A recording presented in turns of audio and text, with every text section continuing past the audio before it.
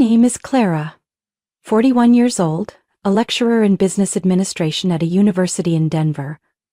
My husband, Lucas, and I had been together for 17 years. To outsiders, we were the perfect couple.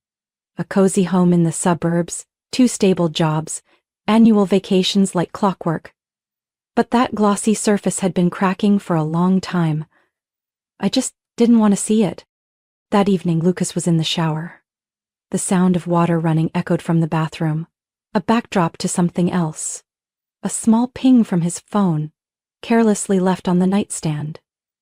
I'd never been the type to check my husband's phone. Trust was something I always protected. But intuition, that vague instinct you only believe when the pain cuts deep enough, pulled me up from my seat. The screen lit up. The notification was chilling in its simplicity. Table for 2 confirmed at Lumiere Friday at 7:30 p.m. Window seat as requested. She'll love it. I stood frozen. Lumiere was one of the most expensive restaurants in Denver. We had once dreamed of going there for our 10th anniversary but canceled because he had a work trip. I had never set foot in the place, yet now Lucas was planning a romantic evening there. For someone else? I didn't plan to unlock the phone, but my hand moved before my mind could stop it. The passcode was still our wedding date. Just 4 digits. As simple as I once believed marriage to be, what I found was an entirely different world. Messages, photos, notes, even full conversations spanning almost a year with someone named Sophie, a young blonde woman who worked in the communications department at the law firm where Lucas was a partner. They chatted daily, no, hourly, about the most intimate little things from morning coffee to the dress she wore at night. And photos from a 2-day work trip to Santa Fe. Sophie curled up in Lucas's arms, his smile so bright I barely recognized the man who once stood by me through the financial crisis in 2008. I still remember how it felt, like the air had vanished from the room, replaced by a piercing metallic ringing in my ears. I wanted to throw the phone across the room, to scream. But I stood there, knuckles white, heart pounding wildly. "Have you seen my blue tie?" Lucas called from the bathroom casually, like everything was fine, like he hadn't just torched our marriage with a dinner reservation. I placed the phone back exactly where it was, burying the eruption inside me. "Second drawer," I replied, my voice flat and cold. That night, I lay beside him, back turned to Lucas, listening to his steady breathing while my body stayed taut like a drawn bow. How many times had I told myself his distance was just work stress? How often had I pretended not to notice him, avoiding my eyes, making excuses to come home late, carrying unfamiliar perfume and suspiciously crisp shirts? Now I knew. Every suspicion, every gut feeling had been right. And I was no longer the blind wife. The next morning, I still kissed him goodbye like always. "Good luck with the Japanese clients this morning," I said, and Lucas nodded, completely unaware that I had already seen the candlelit dinner plans he made for Sophie on Friday night. Once the door closed behind him, I picked up my phone and called HR at the university. I requested a 3-day leave. I needed time. Not to cry, but to prepare. I had spent 17 years being the perfect wife, but now I was going to be someone else. I sat at the kitchen table, staring into a cup of coffee gone cold, feeling hollow. In less than 12 hours, the world I had trusted had been stripped bare. But instead of collapsing, something else began to take shape inside me. Sharp, calm, and terrifyingly clear. I didn't want a screaming match. I didn't want to be the woman who smashes plates and yells in the kitchen, only to be met with pity and another robotic "I'm sorry." No. If Lucas wanted a special night with Sophie, he'd have one. Just not the way he imagined. I redoubled Lucas's email. His calendar was meticulous, as if he never expected anyone to find it. 7:30 p.m. Friday, reservation at Lumiere. Note clearly saying window seat, soft lighting, wine pre-arranged. A perfect evening for 2 people, with nothing to hide, except their spouses. I searched Sophie's name through his firm's employee directory. Sophie Walker, Internal Communications. It took less than 5 minutes to find her social media. Then, just one more click. Ethan Walker, Sophie's husband, an executive architect at a major design firm in downtown Denver. He had a warm smile and kind eyes.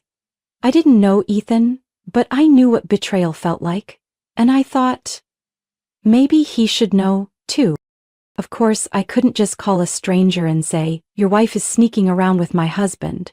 I needed a different approach. Subtle, believable, and effective. As a university lecturer, I had one special privilege: inviting guest speakers for our seminars. So I crafted the perfect email, formal, concise, and completely professional. Dear Mr. Ethan Walker, my name is Clara Whitmore and I currently teach project management at Metro Denver University. We are hosting a speaker series on sustainable urban design and came across your recent work in the Rivergate Business District. If you're interested, I'd love to discuss the possibility of inviting you as a guest speaker. I've scheduled a dinner for this Friday at Lumiere 7:30 p.m. to talk through the details. It would be an honor to meet you there. I hit send. Less than 2 hours later, Ethan replied. Thank you, Ms. Whitmore. I'm very interested in this opportunity. Friday at 7:30 at Lumiere works perfectly. I look forward to meeting you. I read that line over and over, heart pounding with a strange mix of nerves and sorrow. He didn't know yet. But he would. Not through anger, but through the clarity of truth. The hardest part was next. Booking the table. I called Lumiere directly. Good evening, the hostess answered. We have a few tables left for Friday. Do you have a preference? A table for two near the window if possible, I said calmly, and if there's one available near the reservation under Hamilton and Rothman, ideally next to theirs, we're potential partners and would like to be nearby. A half-truth. And it worked. Certainly, ma'am, I'll seat you near them. Any special requests for wine or the menu? Just a good view, I replied with a small smile, though she couldn't see it. Friday night. Ethan and I would be seated just steps from Lucas and Sophie, close enough to see every expression, every movement, close enough to shatter the illusion they'd built in the dark. I hung up the phone and sat still for a long moment. Everything was ready. No screaming, no accusations, just a quiet, devastating reveal. Perfectly timed. Lucas always thought I was soft. He was wrong. And Friday night would prove it. I arrived at Lumiere 20 minutes early in a teal silk dress Lucas once said was too loud for dinner, my hair in a soft bun, makeup subtle, and champagne heels I'd never worn outside the box. Until now. I didn't dress to impress anyone. I dressed for battle. And tonight's battlefield was a 5-star restaurant lit by candlelight, the soft strains of a violin and glimmering crystal glasses. The waiter led me to the reserved table, a perfect spot. From here I could see the window table, the one where Lucas and Sophie would sit. They hadn't arrived yet. I sat down and ordered a martini, my chest tightening. No matter how much I had prepared, the moment of confrontation still made it hard to breathe. Not from fear, but from finally facing a truth I had avoided for over a year. Clara Whitmore, a deep warm voice called behind me. I turned around. Ethan Walker stood there. Tall, dressed in a dark shirt with a polite smile. He looked exactly like his photos online, though his eyes were a bit more tired, maybe from work or maybe from what he didn't yet know was about to unfold. I'm really glad you came, I said, standing to shake his hand.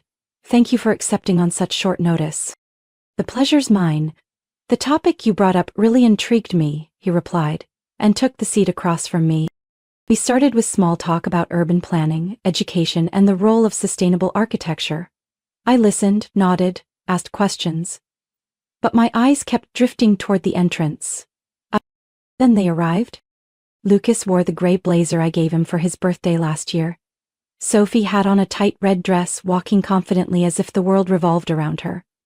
When Lucas pulled out her chair, they laughed together like they were starring in their own romantic film. Far removed from the real world, I tightened my grip on the glass and kept my tone steady as I continued speaking with Ethan. He was too kind to notice I was holding back a storm. I watched Lucas lean in, pour wine, his hand grazing Sophie's wrist. She smiled and tilted her head, the candlelight catching on her sparkling earrings. As I turned to grab my napkin, my eyes met Lucas's. He froze. His wineglass nearly slipped if not for the waiter catching it in time. Sophie followed his gaze and saw me. Before they could react, I turned back to Ethan. Excuse me for a moment, I said softly. I need to use the restroom. On my way, I planned each step. I didn't want a dramatic slap like in some TV drama. I wanted the truth, bare, cold, and undeniable. Just as I stepped out from the restroom area, I ran into Sophie. She froze, eyes wide. You're Clara, right? Her voice was barely above a whisper. I nodded. And you're the one holding hands with my husband under the table, while your husband is sitting less than 10 steps away. Her face went pale, lips trembling. Please, not here. Why not? I tilted my head, keeping my tone calm. Isn't this the perfect place? Candlelight, wine, soft music, everything set for a perfect performance. Claire, I don't want excuses, but Ethan deserves to know, doesn't he? I glanced toward my table, where Ethan was looking around with concern. He deserves to know who his wife is really having dinner with. Sophie turned as if to run, but Lucas was already behind her, his face white. Clara, what are you doing here? I looked at him, then called out, Ethan, could you come here for a second? Ethan approached, eyes focused. What's going on? I looked him in the eye. Ethan, this is my husband, Lucas, and I believe you recognize Sophie, your wife. The entire restaurant seemed to freeze in that breathless moment. Sophie covered her mouth as tears welled up. Lucas stepped back. Ethan turned to his wife, hurt written all over his face. I turned and walked away, leaving them in the chaos. But before I left, I added calmly, Oh, and don't worry, dinner's still on Lucas. His company card seems quite familiar to her. I walked out, head high, leaving behind full glasses, unsaid apologies, and 2 unfaithful people drowning in the truth they couldn't escape. When I returned to my table after that brief confrontation, Ethan was still standing, staring at Sophie, trembling in Lucas's arms. They both looked pale, like they had been yanked out of a beautiful dream and thrown into brutal reality. I signaled the waiter. Please, I said gently but firmly, I need a private room. And if possible, merge our table with that of Mr. Lucas Hamilton. It seems we have a few things to clarify. The waiter paused for a moment, then nodded. I'll arrange it immediately, ma'am. Within 5 minutes, we were ushered into a discreet private room. Soft lighting, the table set for 4. I sat down first, Ethan beside me. Lucas and Sophie sat across, stiff like students caught cheating on their final exam. No one spoke, no sound of chairs scraping, no clinking silverware, just distant music and heavy breathing mixed into the air. Lucas broke the silence. Clara, I don't even know where to start. Start 3 days ago, I said, pouring water into my glass, when you got the reservation confirmation and I happened to see it on your screen. That's when I knew. Both of them froze. Sophie looked down, and Lucas opened his mouth to speak, but I raised my hand. I don't need a monologue. I read every message, Lucas. Every word, every photo, every secret trip to Santa Fe. Don't try to imagine what it was like reading that. I remember exactly how it felt. Sophie whispered, I'm sorry. I turned to Ethan. He's my husband, and she's your wife. The least we deserve is the truth, said to our faces. Ethan sat still, eyes locked on Sophie. What are you going to tell me? That it was a mistake? Or that you were just finding yourself? Because clearly, you've found quite a lot in the arms of another woman's husband. Sophie wept. I never meant for it to go this far. It started as a joke. I felt lost, unappreciated at home. Lucas, he listened to me. I listened too, Ethan said, voice shaking. I spent entire weekends reworking your office layout. You said you wanted a space that inspired creativity. I believed that. Lucas turned to me, voice trembling. Clara, I know I messed up. I destroyed the most valuable thing in my life. But please, don't let this be the end. I smiled, not gently. It was the smile of someone who had weathered a storm and had nothing left to lose. Lucas, the end didn't start tonight. It began the moment you looked at Sophie the way you used to look at me. That's when you decided that wedding vows were just words, not a commitment. He lowered his head. Sophie turned away, tears falling freely. I pulled a hotel key from my purse and placed it on the table. I'll be staying at the hotel across the street tonight. I already booked it. Nothing surprising. Lucas, you're welcome to go home. if you still have the nerve. I'll return Monday morning. It'd be best if you weren't there by then. Lucas panicked. Clara, please, don't do this. I'll do anything to fix it. You can't fix a house that's rotten at the foundation, I replied. I used to be the kind of woman who always forgave. But now, I've learned that sometimes forgiveness is just betrayal of yourself. I stood, adjusted my dress, then turned to Ethan. I'm truly sorry you had to find out this way. He nodded silently. Thank you for showing me the truth. It hurts, but I needed it. I looked at the other two one last time. I wish you both luck, not because I forgive you, but because everyone pays for their choices. Sooner or later. I walked out of Lumiere without looking back. The sound of my heels echoed sharply on the stone path, cutting through the still night air of the upscale district. In my hand was a small clutch, holding the key to room 1203 at the Celeste Hotel. A suite overlooking downtown, where the lights never go out, even when the heart already has. When the front desk greeted me with a professional smile and handed me the key card, I nodded silently. Inside the room, I locked the door, slipped off my heels, and walked to the large window. The amber lights of the city reflected against the glass, casting my silhouette onto the wooden floor. For the first time in years, I saw myself clearly. Without Lucas beside me, without any shadow hiding the loneliness that had long slept inside me, I sat on the edge of the bed. Then I cried. Not the movie kind of sobbing, and not silent tears either. It was a surge of anger mixed with pain. Raw, harsh, uncontrollable. I cried for 17 years of youth. For nights waiting by the door. For lies wrapped in flowers and wine. For all the times I thought I was loved, when in truth I was just being slowly replaced by something younger, newer, more temporary. I don't know how long I sat there. I only know that when the knock came, I was still hugging a pillow, eyes burning. I walked over and peered through the peephole. It was Ethan. I opened the door slightly. He wore a long coat, hair slightly tousled, exhaustion etched across his face. I'm sorry to bother you, he said, voice hoarse. I didn't know where else to go. I opened the door wider. Come in. We sat in 2 armchairs by the window. Outside, cars kept passing by, as if the world hadn't cracked wide open tonight. Ethan was silent for a moment, then sighed. I still don't understand how you knew everything and managed to sit through dinner like that. I gave a soft laugh.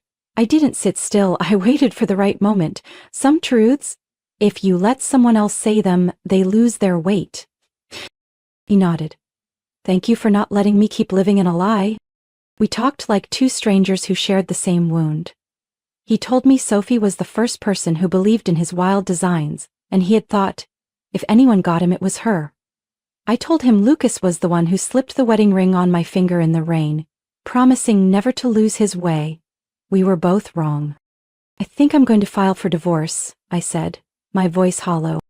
Ethan looked at me, unsurprised. I don't think I can live with someone who can pretend that well either. I looked him in the eye. I'm not angry at Lucas anymore. At least not the way I used to be. Anger doesn't last forever. But there's one thing I know for sure. I will never let myself stay in a relationship that chips away at my self-respect day by day. He was silent, then quietly said, You're stronger than I thought. No, I replied. I'm just the last one willing to look at the truth. That night, Ethan stayed in a separate room in the same hotel. Before he left, he looked at me and said, If you need a friend to get through this, I'm here. I nodded. Thank you, Ethan. Tonight I think you understood me better than my husband did in over a decade. After he left, I stood watching his figure disappear down the long hallway. In that moment, I didn't feel strong, but I felt lighter, as if, for the first time in years, I had set down a suitcase full of stones I'd been dragging for far too long. Lucas could beg, could promise, could write hundreds of apology emails, but my heart had closed to him the moment I saw the way he looked at Sophie. The way he used to look at me, and I didn't need anyone's permission to move on. I would walk forward on my own, with the same feet that had carried me through every storm. The next morning, I left the Celeste Hotel while the city was still wrapped in fog. I returned to the house where Lucas and I had lived for 17 years. Not to hold on, but to clear out what remained of a marriage that had silently ended long ago.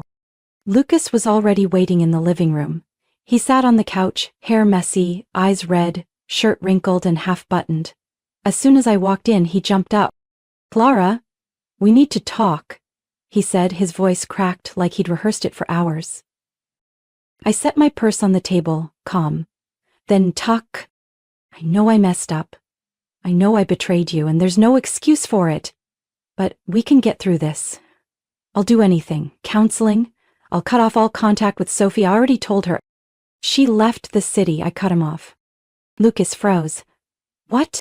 "I heard from one of her co-workers. Sophie quit her job and moved back to Santa Barbara this morning. Apparently, she couldn't handle the office finding out." He sank into the couch, hands in his hair. "You told everyone?"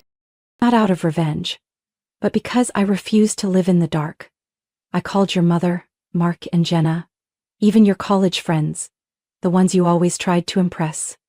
I told them exactly what happened, that you cheated on me for nearly a year, hiding it behind fake meetings, disguised work emails, and kisses shared with another woman while I was cooking dinner waiting for you to come home."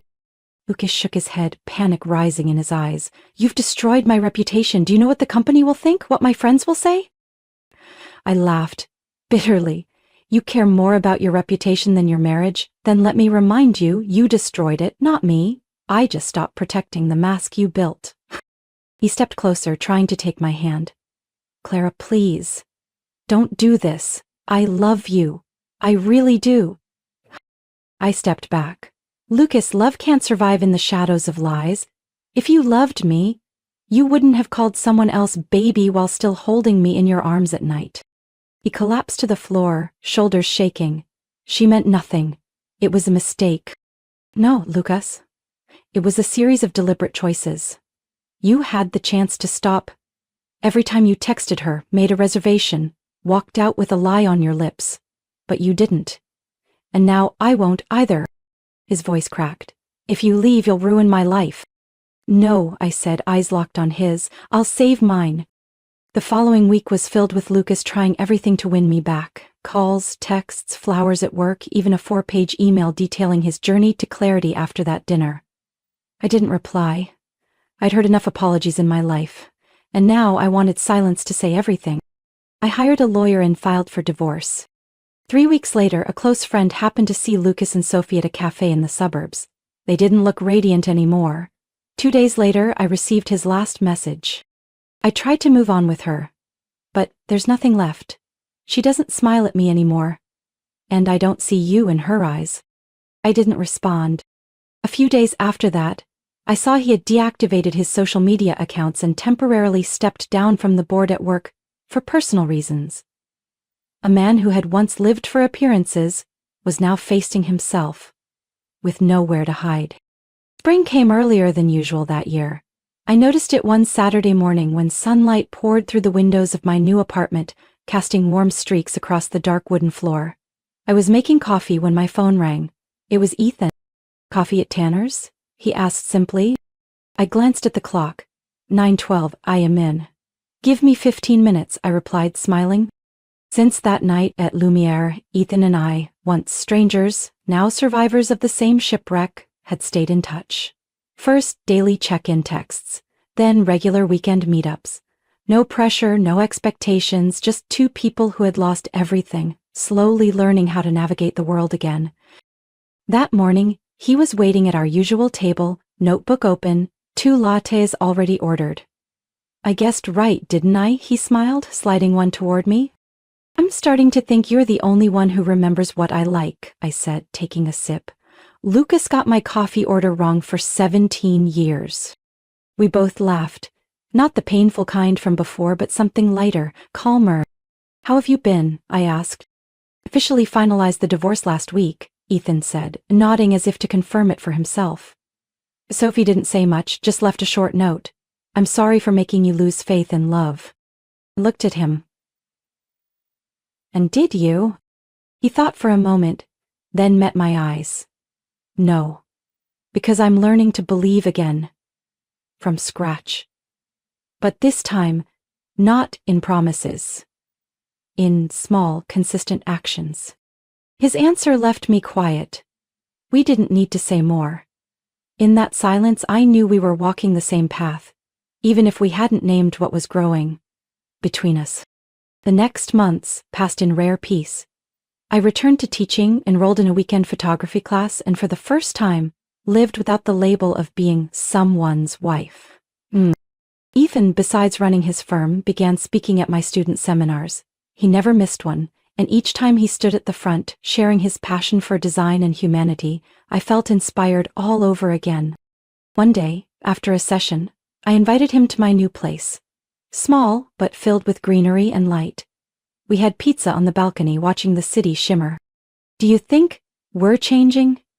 I asked, pulling a knit blanket over my lap. "No," he said, turning to me. "I think we're returning to who we really are." I stayed quiet. His answer warmed my heart in a way I hadn't expected. One early summer evening, walking along the river after an outdoor concert, Ethan suddenly stopped and looked at me seriously. "Clara, I'm not in a rush. I don't want to push you into anything you're not ready for, but if one day you want to try again, not with another marriage, but just a relationship built on trust, honesty, and no secrets, I'm ready." I looked at him. His eyes held no pressure, only patience and sincerity. I smiled. "I'm not ready to love again, the old way, but if it's the way you described, starting from friendship, sharing, no hiding, then maybe I've already started, without even realizing." Ethan said nothing. He just took my hand, gently, without urgency. That hand didn't promise anything grand, but it told me if anyone was going to help write my next chapter, it was the man standing before me. And under the soft lights, with a breeze brushing over the water, I knew I was stepping into something quiet, imperfect, but real. And this time, I wouldn't have to sacrifice my self-worth to keep love. Because the person beside me had once shattered too, and now we were both rebuilding. From those very pieces. A year after that fateful night at Lumiere, I received an invitation to Professor Martha Benson's retirement celebration. My PhD advisor and someone I deeply respected. The event was held at Hotel Le Marais, elegant and calm, just like her. I arrived early, in a simple yet elegant navy dress, wearing my mother's pearl earrings. In my hand was a small gift-wrapped package, a rare book she'd often mentioned. I expected nothing more than a quiet evening of conversation, laughter, and old mentors. But the moment I stepped into the ballroom, I saw a familiar figure. Lucas. He stood near the wine table, thinner, with gray at his temples, still polished but without the arrogant confidence he once wore so easily. When he turned and saw me, we both seemed to pause for a beat. Lucas walked over, wine glass in hand. "Clara," he said, his voice rougher than I remembered. "I didn't think you'd come." "I didn't think I'd see you here either," I replied, keeping my tone neutral. He gave a faint smile. "Professor Benson is the last one still in touch with me, after everything." I nodded. "She's someone who always sees the best in people." Lucas looked at me for a long moment as if searching for the right words. Finally, he sighed, eyes lowering. "I owe you an apology. A real one. Not because you need to hear it, but because I need to say it." I stayed silent. "After everything blew up, I lost more than I expected," he continued. "Not just reputation or business relationships, but my own self-respect. I tried to hold on to Sophie for a while, but it fell apart faster than what I destroyed with you." I looked at him. No anger, no resentment, just the feeling of speaking to someone who had long stepped out of my life. "I hope you find peace," I said softly. He nodded slowly. "And you? Are you okay?" "Yes," I said without hesitation. "I'm rebuilding life on my own terms, and I'm not alone." Just then, Ethan walked into the room. He wore a charcoal shirt and understated blazer. When he saw me, he smiled, the one I jokingly called the light at the end of the tunnel. Lucas followed my gaze and nodded when he understood. "He's a good man," Lucas said. "You deserve a fresh start." I placed my hand over my heart, once shattered, now whole. "Thank you," I said sincerely, and so do you. Just start again, only when you're ready not to hurt anyone else. Lucas stepped back, as if giving me space to move forward. That night, Ethan and I sat side by side at the celebration. We chatted with friends, took photos, and shared a slow dance under golden lights. No grand declarations, no scripted future.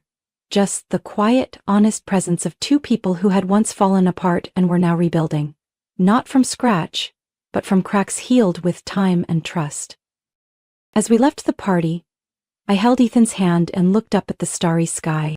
You know, I said softly, there was a time I thought betrayal was the end. Ethan gently squeezed my hand. And now? I think it was just a break, a pause so I could turn toward a better path. And we walked on, without looking back. Because the past had been closed with forgiveness, the present was painted with trust. And the future was quietly unfolding, in every gentle hand I held that night. 1 year after the storm, I was no longer the woman who gave up everything for a husband who betrayed her. Now, I am Clara, strong, steady, and free. I didn't just survive the pain, I found a new beginning built on honesty and respect. Betrayal once broke me, but it also led me to a better life. I learned to place my self-worth above blind love, and in the end, I chose myself, with no regrets. What do you think of Clara's choice? Was she too strong, or was it exactly what a woman needs to do to protect her dignity? Share your thoughts below, and don't forget to follow the channel for more powerful family stories.